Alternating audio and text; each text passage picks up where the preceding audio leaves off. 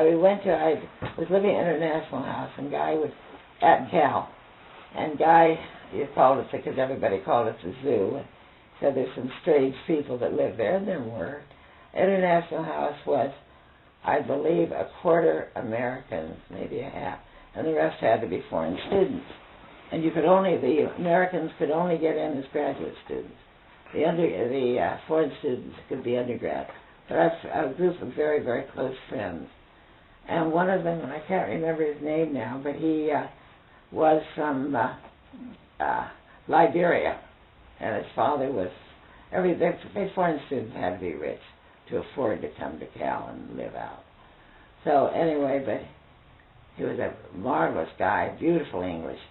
But anyway, so we'd go out together, and Berkeley was a little more open than, but at that time that would have been in the, around 1950. A racially mixed couple was not too acceptable. Downtown Berkeley was fine, but well, at one point we walked into so there were both places I knew we could not go. But at one point I said, let's go to the Claremont Hotel, and he said, oh, they won't want us in. I said, sure, let's try it. So the two of us went into it. It was the only place in Berkeley, except for the few bars. We walked in, the people there, guests, looked at us very unfriendly. The staff took us right in. They just took us right in the dining room, everyone, or the bar, wherever we were. Mm-hmm. And that has nothing to do with family, but I think it does say what the 50s were like. And then another thing I did in the 50s, and that was at UCLA, so it would be late 50s, probably 47, 48. I was more liberal than Guy's father, and anyway, but really interested in a lot of stuff. One point, a group of us, the House Un-American Activities Committee with McCarthy, had come for a series of hearings against the Hollywood, 7 or 11, the Hollywood writers. Yeah. And they were having they'd had the hearings, then they were having a huge deal for the public at it wasn't the Hollywood Bowl, but one huge arena down in L.A.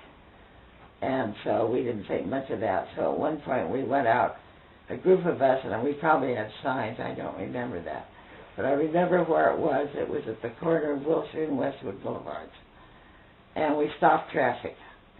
And wouldn't let anyone go through, and then would try and talk to the cars as they came past, stopped waiting and telling them about this evil man, McCarthy. And of course, it turned out we were very right.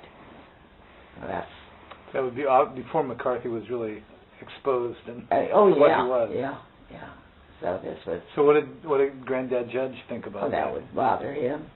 He didn't agree with us, but and then another time it was after college, at summer, I was at a counseling at a camp, a YWCA camp, and met a lot of nice guys. And we almost, my friend and I, who had gone together, because I guess I was working for the Y at the time, so it would have been after UCLA, after Cal. And anyway, we were two or three of us were almost kicked out of camp because we were going at night to a bar. And we just felt it was not the camp's business where we sent it, but that. Now you could get away with it, then you couldn't. We were given the word not to. But so, anyway, but I got to know some good friends up there. So I invited one to dinner. And I called Dad, Irene, and I said, can I bring so-and-so home for dinner? And they always said, sure. Well, I didn't tell them she was black. And the other guy, Irene, were very gracious and great to him, but Irene told me later, I said, did Dad have anything to say about that? And she said, all he said was, why didn't she tell us? Didn't she trust us? And I thought that was very true of my dad.